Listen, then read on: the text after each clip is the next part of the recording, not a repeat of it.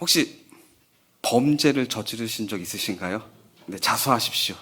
네, 자수해서 광명을 찾아야 되는데요. 네, 범죄를 저지르고 나면은 잡히겠죠. 뭐 완전 범죄는 없다고 하니까요. 결국은 잡히는 것 같습니다. 잡히면은 결국엔 감옥에 가거나 또는 벌금을 내는 이제 그런 처벌을 받게 되어지죠. 그렇게 이제 감옥에 갇히거나 벌금을 낼 때 어떤 마음이 들까요? 아, 내가 왜 그랬지? 이제 좀 속된 말로 내가 미쳤지. 내가 그때 정신이 나갔지. 내가 왜 그랬지? 하면서 아, 다시는 그러지 말아야지 하는 마음을 갖지 않을까요? 네, 우리는 그런 적이 없으니까 이제 경험이 없죠. 만약에 그렇다면은 그런 마음을 갖지 않을까요? 아, 다시는 하지 말아야지. 이런 마음을 가질 겁니다. 그런데 시간이 지나면 어떨까요? 그 결심이 약해지죠. 아니, 기억도 안 날지도 모릅니다. 그래서 또다시 반복해서 범죄를 저지르는 경향이 있는데요. 이러한 경향을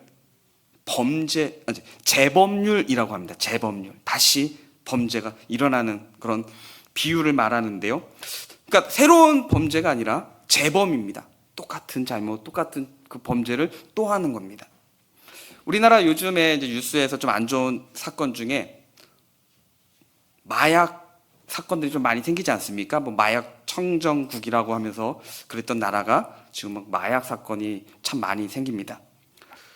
근데 이 마약 범죄보다도 우리나라에서 더 재범률이 높은 범죄가 뭔지 아십니까?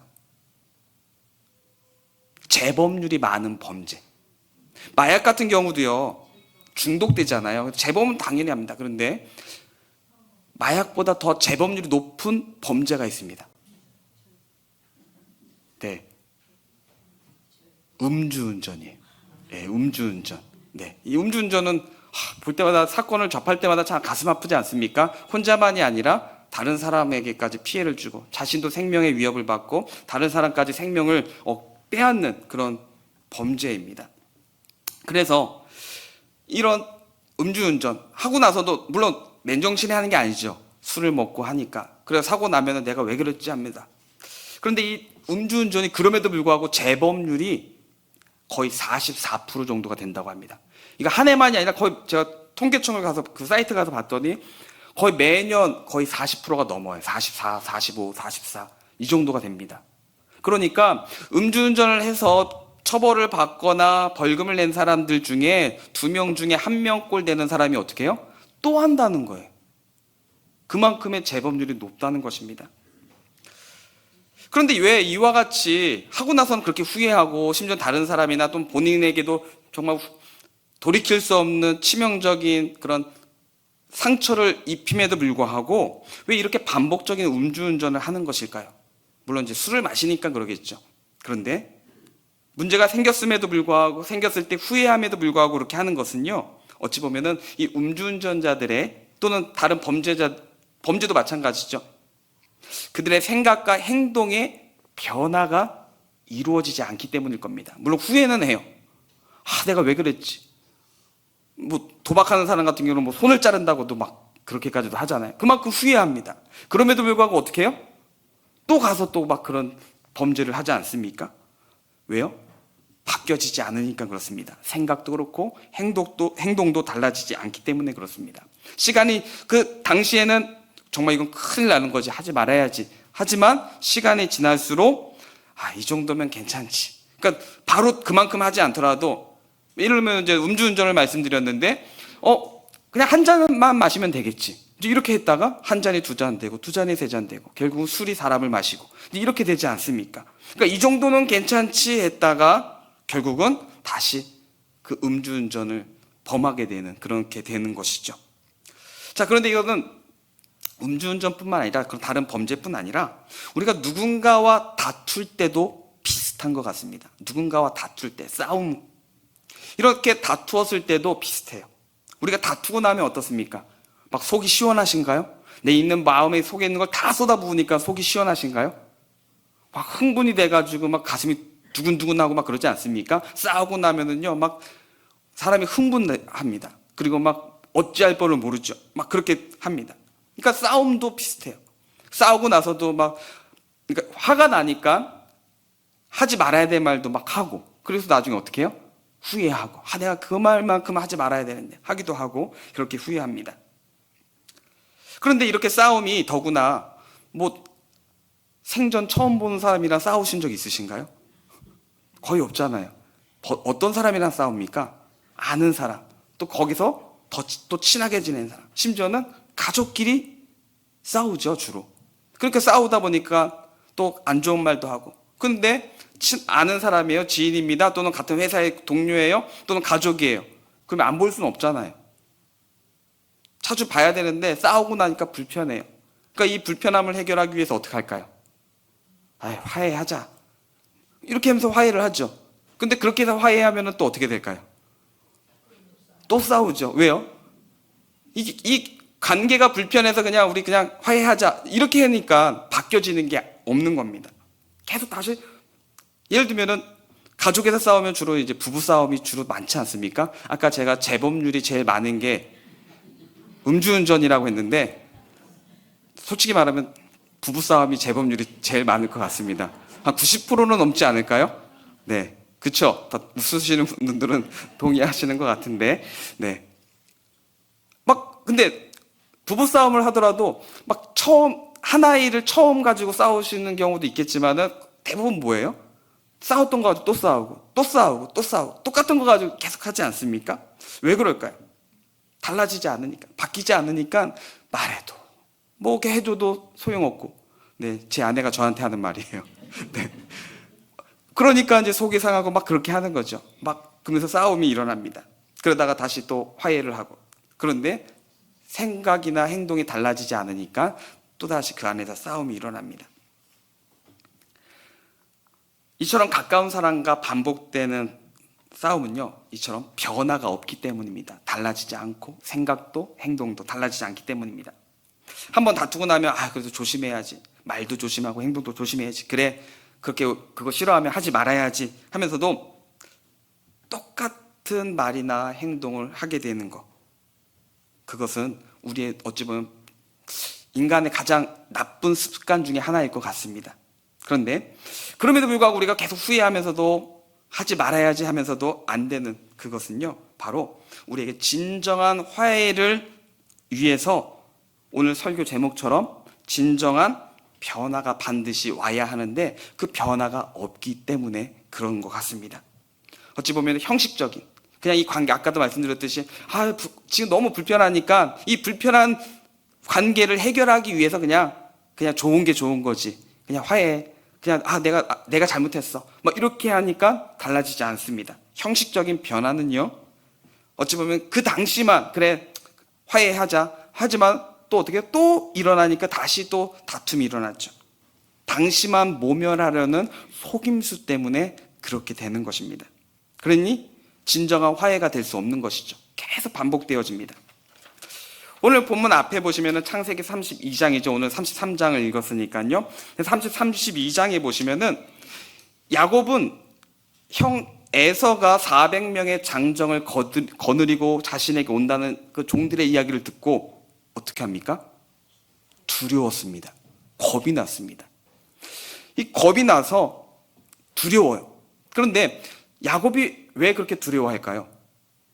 자신이 한 짓이 어떤 짓인지를 알기 때문에 그렇습니다. 얼마나 잘못되고 얼마나 큰 잘못이라는 걸 알기 때문에 두려웠던 거예요. 자신도 아는 거예요. 근데 알지만 갖고는 싶었고, 그래서 자신이 형과 아버지를 속이고 빼앗은 그 축복을, 빼앗은 거, 속인 거, 이것이 얼마나 큰 잘못이라는 것을 자신도 알기 때문에 형이 얼마큼 화가 났다는 것도 알고, 그러니까 두려웠던 것이죠. 그래서 이 두려움을 좀 더 강하게 말하면 공포가 오는 겁니다. 공포감이 와가지고 두려워요. 여러분, 그런 공포감이 들 정도로 두려우면 어떻습니까? 머리가 하얗게 되기도 하죠. 그런데 뭔가를 내가 그 문제 속에서 뭔가를 대처를 해야 돼요.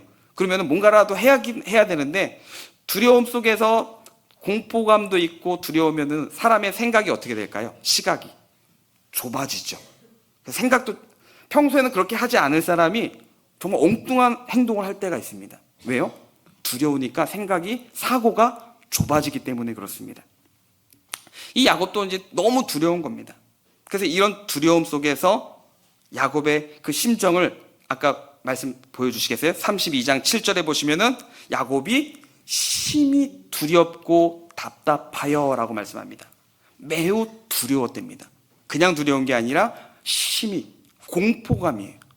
자, 근데 여기 말씀에는 우리가 지금 읽은 말씀에는 심히 두렵고 답답하여라고 했는데 이제 히브리어 성경을 보게 되면은요 이렇게 표현하는 겁니다. 좀 더 풀어서 표현하면은 야곱이 매우 두려워하였으므로 그가 자신을 위해 계획을 세웠다라고 하는 겁니다. 두려워해서 그냥 어떡하지 막 발만 동동 구르는 게 아니라 그런 가운데 어떻게 뭔가는 해야 돼. 그래서 계획을 세워요. 두려움 속에서. 아까도 말씀드렸듯이 그런 가운데 세우는 계획이 잘 될까요? 사고가 좁아지니까 정말 바른 계획이 세워지지 않을 겁니다. 그런데 뭔가 계획을 세웁니다. 이거 어떡하지 하면서 야곱이 지금 계획을 세웁니다. 두려움으로 인해 야곱이 한 행동은 계획을 세우는 것이었는데 그 7절 이하에 보시면 어떻게 해요? 7절 다시 한번 보여주시겠어요?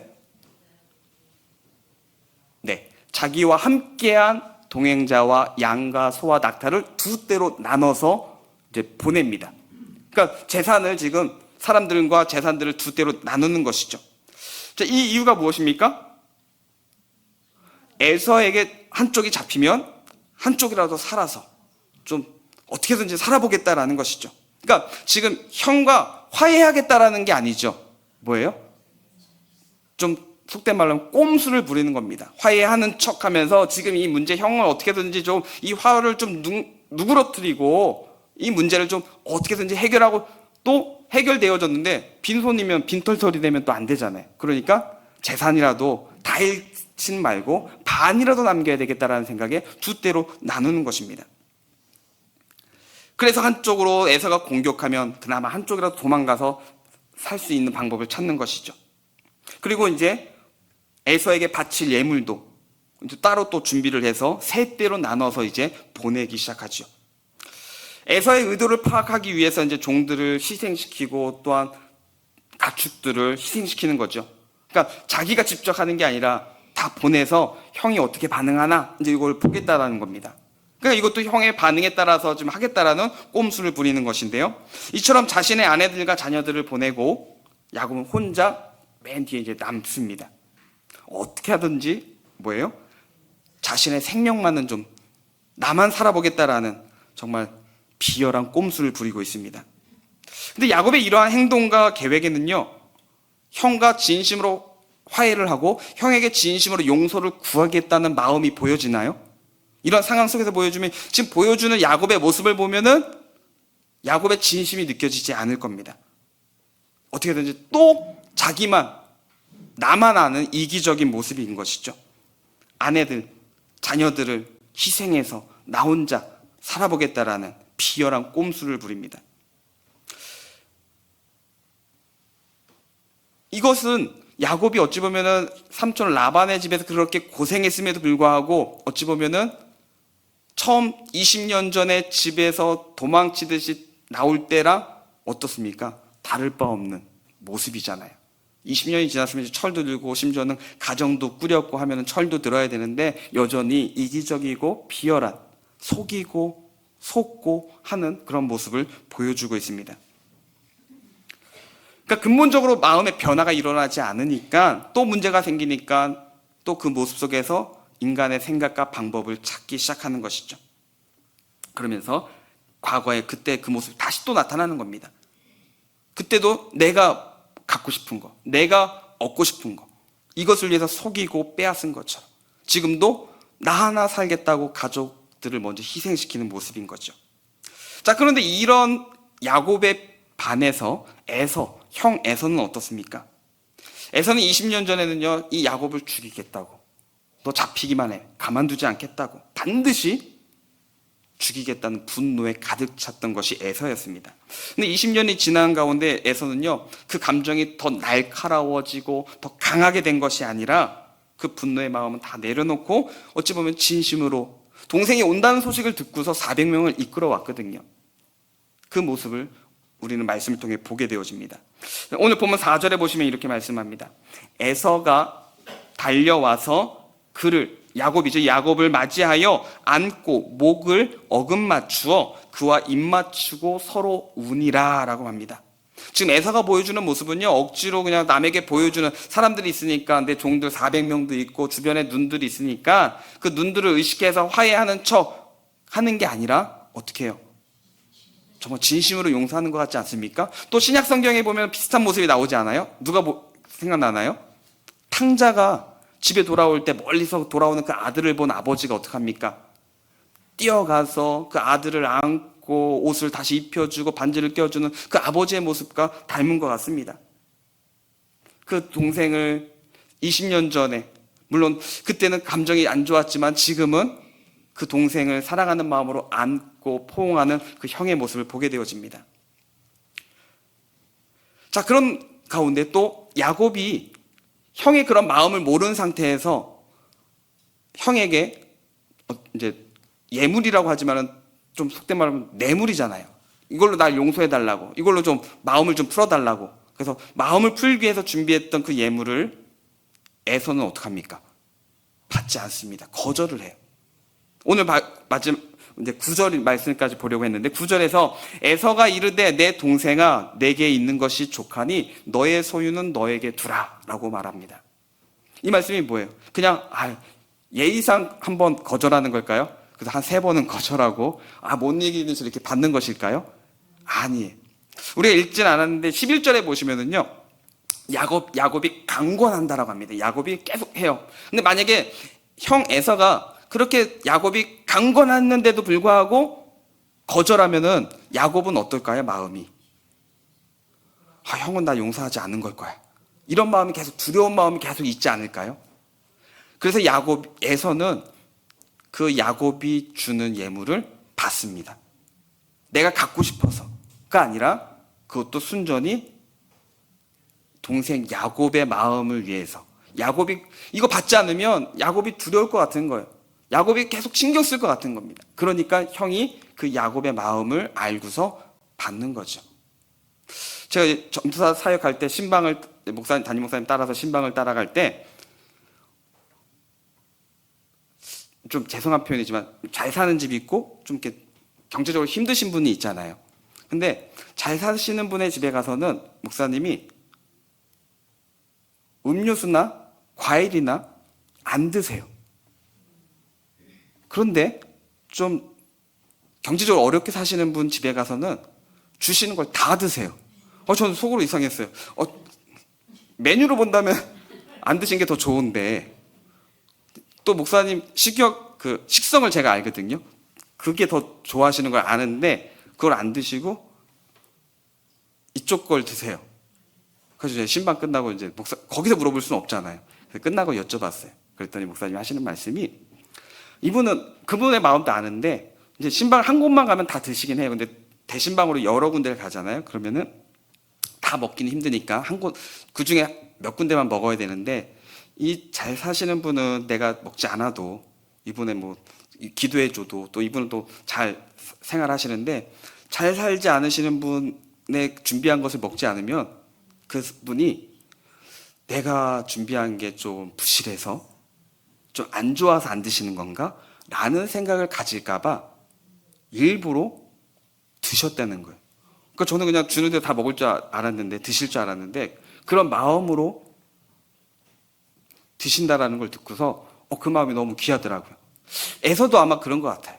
동생을 생각하는 마음으로 받으면 에서만 좋지만, 근데 야곱의 마음이 얼마나 두렵겠습니까? 아까도 심히 두려웠습니다. 공포감이 있어요. 그런데 그 동생의 마음을 위로하기 위해서 에서는 받은 겁니다. 오늘 우리가 또한 용서할 때도 내 마음이 좋은 게 아니라 상대를 위해서도 우리가 받는 것도 필요한 것 같습니다. 형제가 화해하는데 예물이 필요 없죠. 그러니까 에서는 정말 필요가 없는 겁니다. 이거 줬다고 해서 용서하고 안 줬다고 해서 용서 안 하고, 그것이 없다는 겁니다. 그런데 오직 야곱의 마음을 알기 때문에 그것을 받게 되어지는 것이죠. 그 용서하는 마음을 확신시키기 위해서, 야곱이 내가 형이 날 용서했다라는 마음을 확실히 갖게 하기 위해서 에서가 받은 것이죠. 우리가 다투는 거는요, 우리가 살아가는 가운데 삶 속에서 물론 없으면 좋겠지만 계속해서 이루어지지 않습니까? 우리나라 재범률이 높은 게 뭐라고요? 네, 부부싸움이죠. 네, 부부싸움이 재범률이 높잖아요. 부부가 사랑해서 결혼했는데 왜 자꾸 재범률이 이렇게 높아요? 네. 왜요? 사람이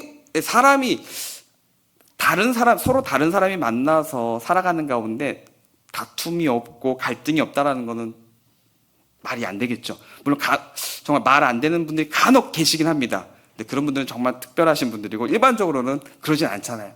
막 다투기도 하고 용서하기도 하고 막 그럽니다. 막 이렇게 충돌이 생깁니다. 하지만 제가 이제 그걸 당연하고 또 그렇게 해야 된다라는 게 아니라 다툼도 있고 충돌도 있어요. 그런데 그 다음이 중요한 것 같습니다. 다툼 이후에 충돌 이후에 어떻게 화해하는가, 이것이 정말 중요한 것 같습니다. 계속 반복되어지면은요, 나중에 어떻게 돼요? 늙으면 보자. 이렇게 되는 거 아니겠습니까? 나중에 보자. 이제 칼을 가는 거죠. 이건 용서가 아니잖아요. 얼마나 날카롭습니까? 에서가 그랬으면 20년 동안 갈았으면 어떻게 됐을까요? 큰일 났겠죠. 그런데 그 다음이 중요한 것 같아요. 야곱처럼 형식적으로 혹은 그 상황만 모면하려고 꼼수로 화해를 한 것이라면요. 아니, 내 생명만 지키겠다고 가족을 희생시키는 그런 모습을 보인다면요. 어떻게 될까요?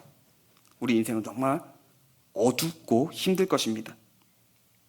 그래서 우리는요, 정말 형식적으로 보여주는 화해를 할 것이냐, 아니면 에서와 같이 진심으로 화해를 할 것이냐, 이것은 우리 앞으로의 관계 속에서, 우리 인생 속에서도 매우 중요한 모습이 될 것입니다. 우리가 33장을 읽었는데 앞에 32장에서는요, 야곱이 꼼수를 부리잖아요.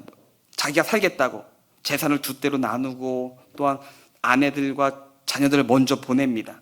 그리고 자신이 가장 맨 뒤에 남아 있습니다. 자신의 목숨만 마지막까지 내가 살아보겠다라고 계획을 세웠던 것입니다.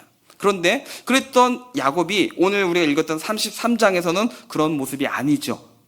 그런 야곱의 모습이 아닙니다. 어떻게 해요? 오늘 보면 3절에 보시면은요, 자기는 야곱입니다. 그들 앞에서, 자녀들과 아내들 앞에서 나아가되 몸을 7번 땅에 굽히며 그의 형 에서에게 가까이 가니라고 합니다. 32장에서는 나 혼자 내가 중요해, 내가 살아야 뭐 가족들 나중에 어떻게 하지라는 뭐 이유라도 되겠지만 어떻게든지 자기는 맨 뒤로 빠졌는데 33장에 와서는 아니 웬걸요? 맨 앞에 서가지고 자신이 앞장서고 또 형 에서에게 먼저 나가서 그 앞에 엎드리고 납작 엎드립니다. 엎드려서 그 앞에 절을 합니다. 아니, 같은 사람인데 왜 이렇게 달라졌을까요? 뭐 때문에 야곱이 이렇게 달라진 것일까요? 야곱이 어디에서 변화가 일어난 것일까요? 네, 우리가 잘 아는 야복강이 나오죠. 야복강에서 이 야곱이 하나님을 만나고 거기서 하나님과 씨름을 합니다. 물론 또 거기서 이기긴 하지만 평생의 장애를 입게 되어지기도 합니다. 32장 마지막 부분에 보시면 야복강에서 하나님과 씨름하며 하나님을 대면하는 과정 속에서 야곱이 변하게 되어지는 것이죠. 하나님을 만나고 하나님께, 여기서 씨름하는 것이 물론 이렇게 사람 붙잡고 씨름하는 걸 수도 있겠지만은 그것처럼 또 하나님께 부르짖고 하나님을 의지하면서 하는 것, 기도일 것입니다. 하나님을 대면하고 하나님 앞에 부르짖고 하나님께 그냥 계속 고집을 피우고 막 이렇게 할 때 그런 야곱의 이기적이고 또 인간적인 그런 것들이 사라지고 이제는 온전한 변화로 세워지게 되더라는 것입니다. 하나님께서 야곱을 만나 주심으로써 야곱은 자신의 그런 얄팍한 속임수가 아니라 어리석은 행동이 아니라 진정한 화해를 위해서 제일 뒤에서 어떻게 해요? 맨 앞으로 자리를 옮깁니다. 그냥 마음으로 이제 이러면 안 되지 하는 게 아니라 어떻게 했어요? 맨 뒤에서 자리를 옮겼습니다. 행동으로 옮긴 것이죠. 야곱의 이러한 변화가 결국 진정한 화해를 가지고 온 것이죠. 그리고 야곱의 이러한 진정한 변화는 바로 하나님을 만남으로부터 시작되어졌다는 것입니다. 오늘 우리도 아직도 누군가를 용서하지 못하는, 또는 누군가에게 용서를 구해야 되는 상황이 있을 수도 있고 또 앞으로도 그런 상황이 올 수도 있을 것입니다. 그때 어떻게 할까요? 안 보면 되지. 이럴까요? 한번 뭐 사람이 저 사람밖에 없어? 라고 할까요? 그런데 예수 그리스도 안에서 하나님의 백성이 된 우리들은요, 그렇게 살아가야 되는 사람들이 아니죠. 우리는 그들을 용서하고 또 용서를 구하고 용서를 받고 화해하며, 예수님께서 우리를 위해서 십자가에서 죄를 용서해 주시고 하나님과 화평케 해주신 것처럼 우리는 하나님의 백성으로 세상에서 화평케 하는 사람들이 되어야 합니다. 그러니 그런 관계 속에서 우리가 그 관계를 잘 마무리하고 화해하는 것은 참으로 중요하죠. 그래서 나의 꼼수 또는 나의 계획을 앞세워서 화해하고 이전에 가장 먼저는 하나님께 그 문제를 내어놓고 기도하시기를 바랍니다. 용서해야지 하더라도 막상 그 사람 보면 어떻습니까? 용서가 되시나요? 용서해야지 했다가도 그 사람 딱 보면은 화가 확 올라오기도 할 분도 계실 수 있습니다. 이게 사람의 감정이니까요. 우리 힘으로 안 되잖아요. 내 힘으로는 용서해야지 하는데 막상 보니까 안 돼요. 그렇기 때문에 하나님께 우리가 부르짖어야 됩니다. 야곱이 아까 야복강에서 씨름하는데 제가 평생에 입게 되는 장애를 입었다고 했습니다. 그만큼 붙잡고 기도했습니다. 그만큼 두려웠기 때문에 기도했던 것입니다. 오늘 우리 또한도 용서해야 되는 사람도 하나님께 기도하고 하나님을 만남으로 용서를 하고요. 또 용서를 구하는 것도 하나님 앞에, 용서 구하는 것 정말 부끄럽잖아요. 용서해 주는 거는 뭐 내가 잘못한 건 아니니까. 근데 용서를 구하는 것도 너무 창피합니다. 부끄럽고요. 그러기에 하나님께 먼저 부르짖고 하나님을 만남으로 그 마음으로 용서를 구하고 용서를 하고 하는 그런 모습으로 되어야 할 줄로 믿습니다. 진정한 화해는 하나님을 만남으로 하나님께 부르짖고 하나님께 기도함으로써 시작되는 것을 기억하시기를 바랍니다. 그래서 그 기도를 통하여 하나님께서 내 마음과 행동을 변화시키시고 진실한 화해를 이루실 것을 믿고 우리의 삶에 다툼과 반목과 갈등이 있더라도 그 이후에 더 아름다운 화해가 이루어지는 우리 복된 삶이 되시기를 소망합니다. 지금 우리 마음에 떠오르는 다툼도 있을 것입니다. 이 다툼 어떻게 해결하지? 막 고민이 되고 해결하기 위해서 막 애를 쓰실 겁니다. 오늘 이 저녁에 먼저 하나님께 기도하시고 내 마음과 행동을 변화시켜 진정한 화해를 이루는 하나님의 백성들이 되기를 예수님의 이름으로 축복합니다. 그래서 오늘 우리의 삶 가운데 놀라운 회복들이 날마다 넘쳐나시기를 바랍니다.